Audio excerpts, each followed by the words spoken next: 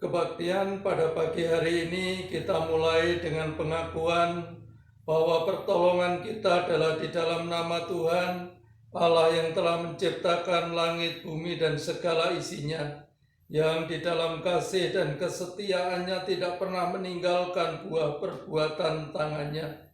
Kiranya turun atas saudara-saudara sekalian anugerah dan sejahtera di dalam nama Bapa, Putra, dan Roh Kudus. Amin.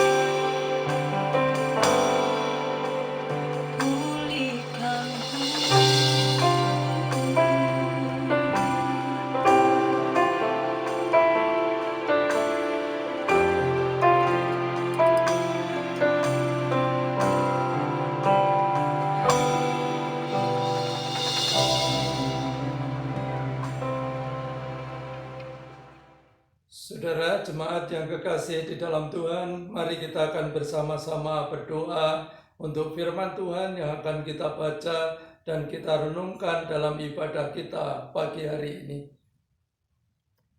Ya Tuhan Allah yang kami sembah, di dalam nama Tuhan kami Yesus Kristus, kepadamu kami bersyukur dan berterima kasih Tuhan. Oleh karena kemurahan-Mu lah Tuhan Yesus, maka kami boleh ada sebagaimana kami ada saat ini.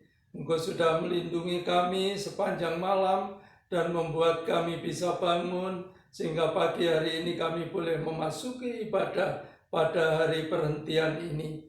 Tuhan, jika sebentar kami akan membaca dan merenungkan sebagian dari kebenaran firman-Mu, kami sungguh memohon bahwa Tuhanlah yang akan menolong kami, membuka hati pikiran kami agar kami dapat mengerti akan kebenaran firman-Mu, diberikan kekuatan, kesanggupan untuk dapat menyimpan dan melakukannya dengan setia dalam kehidupan kami sehari-hari.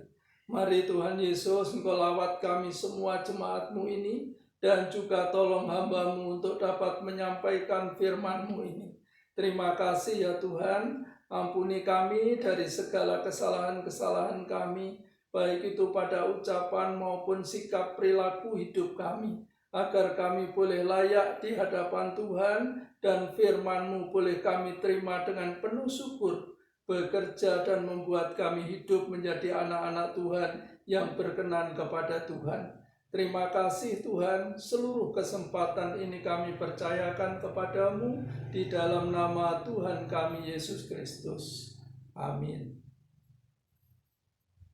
Saudara, di kesempatan pagi hari ini kita akan membaca dan merenungkan firman Tuhan dari kitab Ibrani pasal yang ke-10 ayat 19 sampai ayat yang ke-25.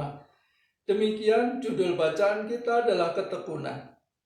Jadi saudara-saudara, oleh darah Yesus kita sekarang penuh keberanian dapat masuk ke dalam tempat kudus, karena Ia telah membuka jalan yang baru dan yang hidup bagi kita melalui tabir, yaitu dirinya sendiri. Dan kita mempunyai seorang imam besar sebagai kepala rumah Allah. Karena itu marilah kita menghadap Allah dengan hati yang tulus, ikhlas, dan keyakinan iman yang teguh. Oleh karena hati kita telah dibersihkan dari hati nurani yang jahat dan tubuh kita telah dibasuh dengan air yang murni. Marilah kita teguh berpegang pada pengakuan tentang pengharapan kita, sebab Ia yang menjanjikannya setia. Dan marilah kita saling memperhatikan, supaya kita saling mendorong di dalam kasih dalam pekerjaan baik. Janganlah kita menjauhkan diri dari pertemuan-pertemuan ibadah kita seperti dibiasakan oleh beberapa orang. Tetapi marilah kita saling menasihati dan semakin giat melakukannya menjelang hari Tuhan yang mendekat. Amin. Saudara, berbahagialah kita yang selalu membaca, merenungkan, menyimpan, dan terlebih berbahagia adalah kita yang melakukan firman Tuhan itu dalam kehidupan kita sehari-hari. Kiranya Tuhan memberkati kita bersama. Saudara, di dalam ibadah kita hari ini, kita akan merenungkan firman Tuhan dengan tema beribadah dengan benar. Saudara, perlu kita ketahui bahwa kata beribadah itu sesungguhnya sama artinya dengan perbuatan untuk menyatakan bakti kita kepada Tuhan kita Yesus Kristus, Tuhan yang telah menyelamatkan kita.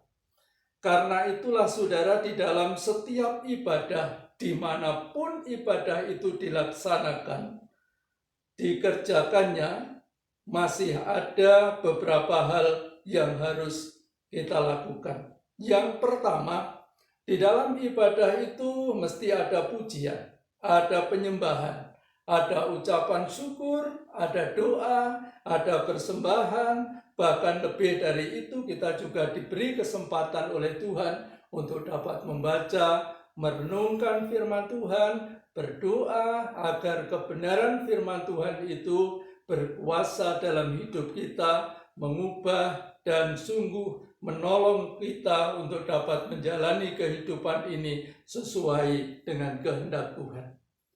Jemaat yang dikasihi oleh Tuhan Yesus Kristus, ibadah yang benar itu sesungguhnya tidak semata-mata tergantung pada tempatnya. Apakah ibadah itu dilakukan di gereja, di rumah, atau di luar rumah. Tapi lebih dari itu, ibadah yang benar itu adalah kepada sikap hidup yang melakukannya. Di dalam ayat yang ke-22 bagian A, firman Tuhan mengatakan demikian. Karena itu marilah kita menghadap Allah dengan hati yang tulus ikhlas dan keyakinan iman yang teguh, oleh karena hati kita telah dibersihkan dari hati nurani yang jahat dan tubuh kita telah dibasuh dengan air yang murni. Saudara-saudara yang kekasih di dalam Tuhan, sekali lagi saya ingin mengulangi supaya kita lebih jelas bahwa ibadah yang benar itu tidak semata-mata tergantung pada tempatnya. Tetapi lebih dari semuanya itu bahwa ibadah yang benar itu adalah tergantung kepada sikap orang yang melakukannya. Sehingga dengan demikian firman Tuhan yang kita baca dalam ayat 22a dikatakan karena itu marilah kita menghadap Allah dengan hati yang tulus ikhlas dan keyakinan iman yang teguh. Saudara-saudara yang kekasih di dalam Tuhan, hati yang tulus ikhlas adalah hati yang suci, hati yang jujur, hati yang bersih, hati yang tidak pura-pura, dan hati yang tidak serong. Itulah yang disebut sebagai hati yang tulus ikhlas. Sedangkan keyakinan iman yang teguh itu artinya adalah imannya tidak buyar, tidak ragu, tidak bimbang. Nah, saudara-saudara yang kekasih di dalam Tuhan, mengapa kita harus beribadah seperti ayat yang ke-22 yang baru kita baca ini? Karena diawali dengan ayat yang ke-19 sampai 21 yang dikatakan demikian. Jadi saudara-saudara, oleh darah Yesus kita sekarang penuh keberanian dapat masuk ke dalam tempat kudus karena Ia, yaitu Tuhan Yesus Kristus, telah membuka jalan yang baru dan yang hidup bagi kita melalui tabir, yaitu dirinya sendiri. Dan kita mempunyai seorang imam besar sebagai kepala rumah Allah. Karena itu marilah kita menghadap Allah dengan hati yang tulus ikhlas dan seterusnya. Saudara-saudara yang kekasih di dalam Tuhan, kalau kita membaca dalam bagian ayat-ayat ini, maka kita melihat dalam ayat 19 sampai 21 yang menjadi penyebab kita harus menghadap Allah dengan hati yang tulus ikhlas dan keyakinan iman yang teguh, oleh karena Kristus yang sudah menebus kita dari dosa. Dosa itu tidak lagi menjadi hambatan hubungan kita dengan Tuhan.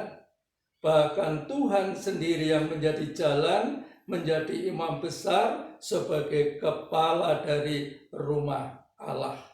Itulah yang dikatakan dalam bagian ayat-ayat yang sudah kita baca, yaitu ayat 19 sampai yang ke-20. Saudara, di dalam dunia pewayangan, Ki Dalang suka mengatakan bahwa orang yang melaksanakan ibadah kepada Tuhan itu harus menghadap Allah dengan madep, mantep, saluku tunggal. Artinya bahwa di dalam ibadah itu orang harus duduk tenang dengan mengarahkan atau memusatkan hati dan pikirannya kepada Tuhan Yesus Kristus. Tidak menuruti hatinya sendiri, tetapi menuruti Tuhan.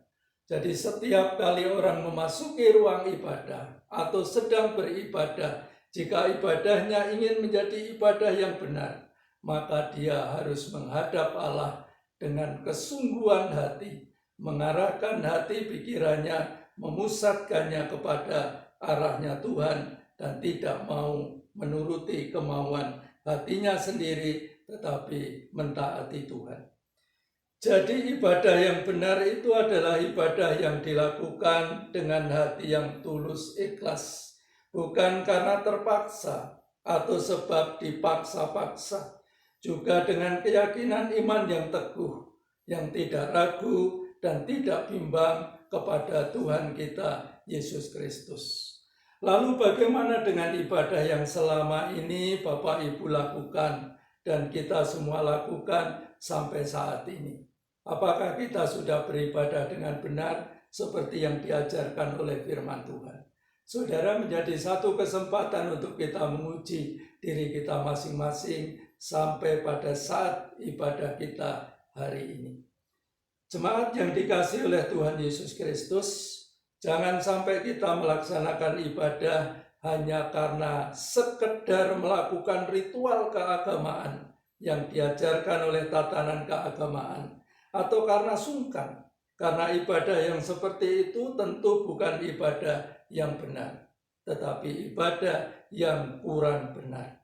Dan kalau Bapak Ibu Saudara harus beribadah dengan cara yang benar dan kepada Tuhan yang benar adalah karena disebabkan dalam ayat 22 bagian B. Mari kita perhatikan bersama yang menjadi penyebab mengapa kita harus beribadah dengan benar. Dikatakan oleh karena hati kita telah dibersihkan dari hati nurani yang jahat dan tubuh kita telah dibasuh dengan air yang murni.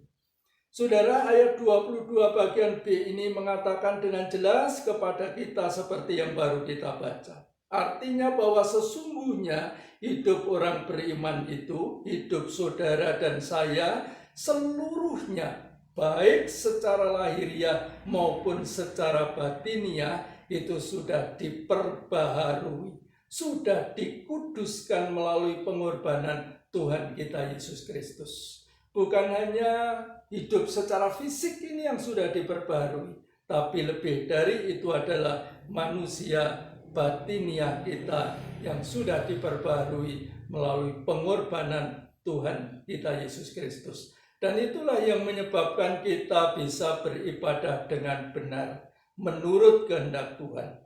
Itulah sebabnya orang Kristen harus tetap beribadah dengan benar walaupun sedang dalam situasi yang sulit, seperti jemaat yang ada di Ibrani pada waktu itu. Mereka sedang menghadapi kehidupan yang sulit oleh karena tekanan, oleh karena masalah-masalah bukan yang dia buat tetapi yang orang lain buat. Tetapi dalam situasi yang semacam itu pun firman Tuhan mengendaki supaya jemaat Ibrani ini tidak menjauhkan diri dari ibadah, tapi justru harus beribadah dengan benar kepada Tuhan yang benar, yaitu Tuhan Yesus Kristus. Justru dalam situasi semacam itu, saudara, tidak hanya harus beribadah dengan benar, tetapi juga harus semakin giat dalam beribadah dengan benar kepada Tuhan yang benar. Supaya orang Kristen tidak dikalahkan oleh situasi yang sulit, tetapi mendapat jalan keluar dan menang dari situasi yang sulit yang sedang dihadapi di dalam kehidupannya. Bapak Ibu sidang jemaat yang kekasih di dalam Tuhan Yesus Kristus, supaya dalam situasi yang sulit itu orang Kristen tetap setia dalam beribadah kepada Tuhan secara benar, maka ada beberapa hal yang harus dilakukan oleh setiap orang Kristen. Yang pertama adalah orang Kristen itu harus menjaga supaya keyakinan imannya kepada Tuhan Yesus Kristus itu tetap teguh, sekalipun harus menghadapi situasi yang sulit. Jadi keyakinan imannya tidak boleh goyah oleh karena situasi, saudara. Tetapi dengan sulitnya situasi, justru iman orang percaya harus semakin teguh kepada Tuhan Yesus Kristus. Tidak menjadi ragu, tidak menjadi bimbang, dan tidak menjadi bingung, tetapi semakin teguh imannya di dalam Tuhan. Itu yang pertama, saudara. Lalu yang kedua yang harus dilakukan supaya dalam situasi yang sulit orang Kristen masih tetap bisa beribadah kepada Tuhan Yesus Kristus, Tuhan yang benar dan dengan cara yang benar, maka harus saling mendorong dalam kasih, dan dalam pekerjaan yang baik. Satu dengan yang lain saling memotivasi, saling mendorong dalam kasih dan dalam pekerjaan yang baik. Lalu yang ketiga adalah saling menasihati satu dengan yang lain agar masing-masing dikuatkan oleh nasihat dan oleh pertolongan Tuhan melalui nasihat yang kita sampaikan. Setiap hari hal semacam itu. Karena apalagi dalam situasi semacam sekarang yang kita ini secara fisik tidak bisa ketemu, jarang bisa untuk ketemu. Karena itulah melalui media yang ada kita harus saling menasihati satu dengan yang lain. Ucapan-ucapan yang kita tuliskan melalui media yang kita punya harus memotivasi, menasehati, menguatkan, dan meneguhkan supaya semua kita tetap setia beribadah kepada Tuhan dengan benar. Karena Tuhan yang kita sembah adalah Allah yang benar. Saudara, Bapak Ibu yang kekasih di dalam Tuhan, walaupun sampai hari ini kita masih menghadapi kesulitan untuk bisa beribadah di gereja kita, saya tidak terlalu ingat pastinya sudah berapa lama, tetapi menurut saya sudah cukup agak lama kita tidak bisa berbakti bersama-sama di gereja kita. Tapi saudara, dimanapun Tuhan izinkan kita beribadah kepadanya, kita harus tetap beribadah kepada Tuhan Yesus Kristus dengan cara yang benar. Tujuannya untuk apa, saudara? Agar ibadah kita itu menjadi berkenan kepada Tuhan. Sebab untuk apa kita selalu beribadah kepada Tuhan jika ibadah kita tidak kita lakukan dengan benar dan menjadi ibadah yang tidak berkenan kepada Tuhan? Tentu tidak akan ada manfaatnya.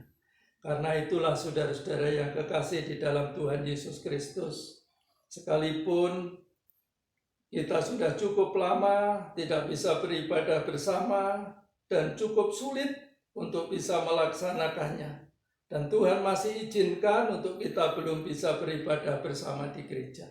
Sekali lagi mari kita akan tetap beribadah kepada Tuhan Yesus dengan cara yang benar, agar ibadah kita menjadi berkenan kepada Tuhan, dan Tuhan berkenan memberi kemenangan kepada kita dari berbagai macam kesulitan yang sedang kita hadapi ini. Karena ketika kita tekun berdoa, bersungguh-sungguh beribadah dengan benar kepada Tuhan, mendengar suara Allah, memuji, menyembah, bersyukur kepada Tuhan, dan mempersembahkan sebagian yang dapat kita persembahkan kepada Tuhan, serta menghayati kebenaran firman Tuhan, maka dalam situasi yang sulit pun kita akan tetap mendapatkan kekuatan yang dianugerahkan Tuhan, dan kita akan menikmati hidup berkemenangan bersama dengan pertolongan Tuhan. Saudara, renungan kita pagi hari ini akan kita akhiri dengan membaca dari kitab Ulangan pasal 10 ayat 12 bagian B. Firman Tuhan mengatakan demikian: beribadahlah kepada Tuhan Allahmu dengan segenap hatimu dan dengan segenap jiwamu. Itulah yang diajarkan oleh Tuhan kepada bangsa pilihan Tuhan pada waktu itu, supaya semua bangsa pilihan Tuhan termasuk saudara dan saya, kita semua, ketika kita beribadah, kita harus beribadah kepada Tuhan Allahmu dengan segenap hatimu dan dengan segenap jiwamu. Kiranya Tuhan memberkati kita untuk kita bisa beribadah dengan benar kepada Tuhan yang benar. Amin.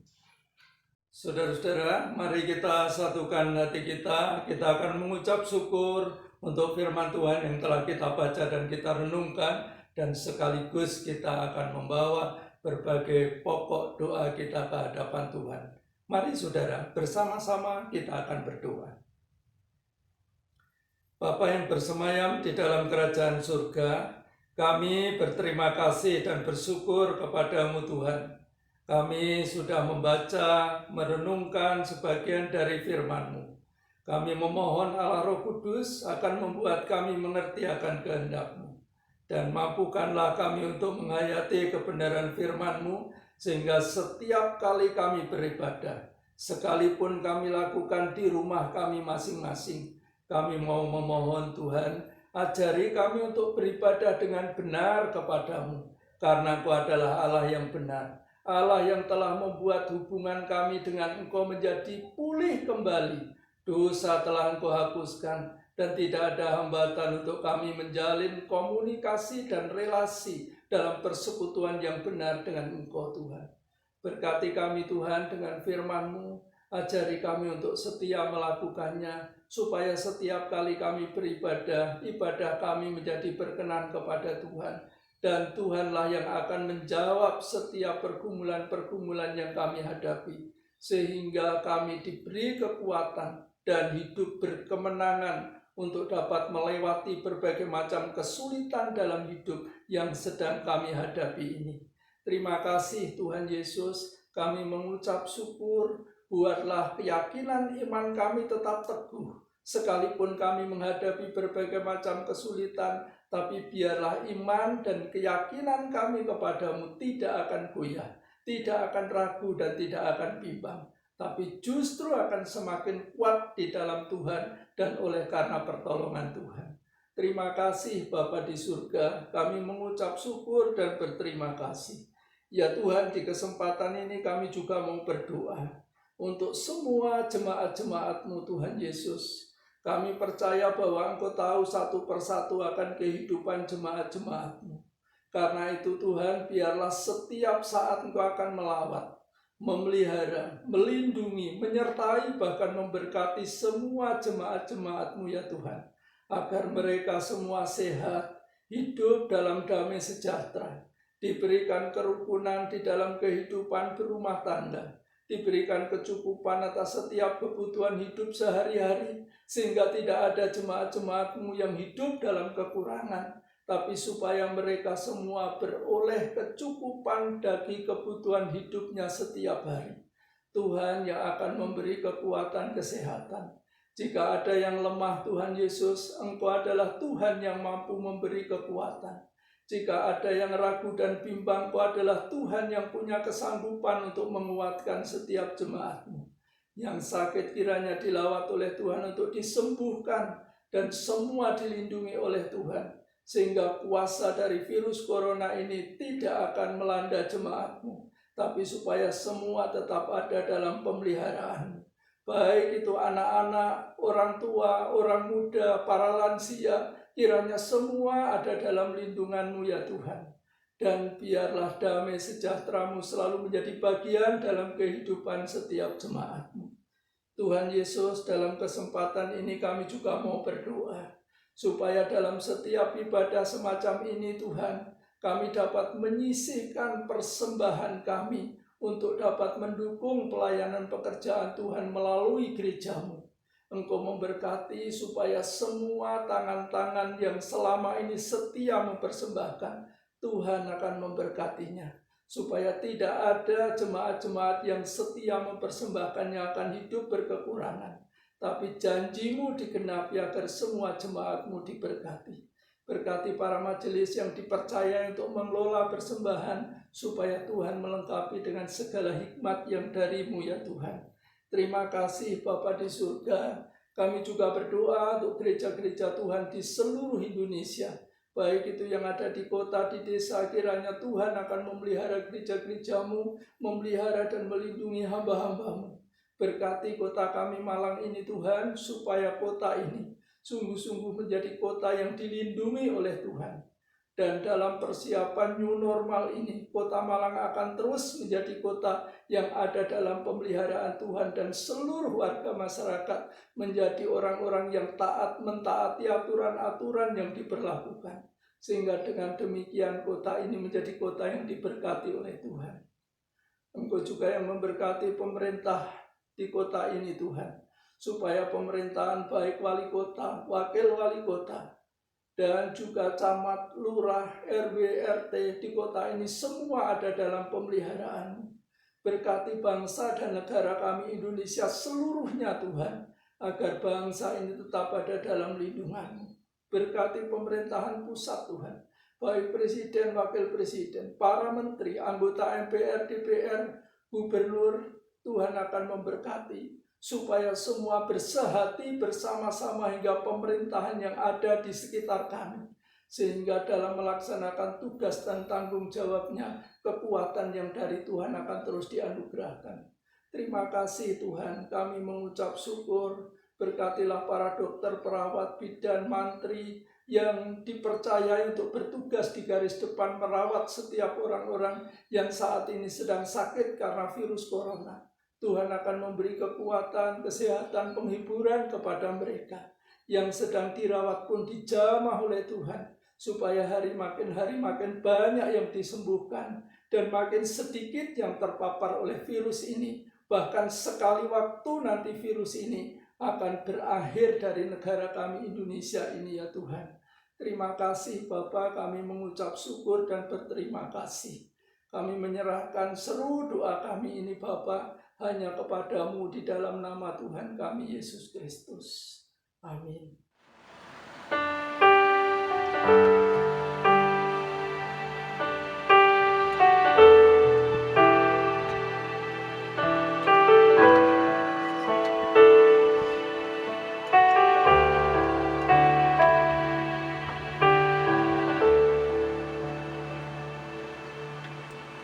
Dalamnya kasih-Mu Bapa, terlebih dari segalanya, pengorbanan yang termulia selamatkanku.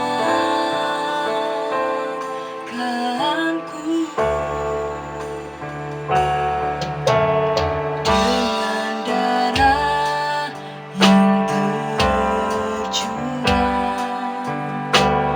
ampuniku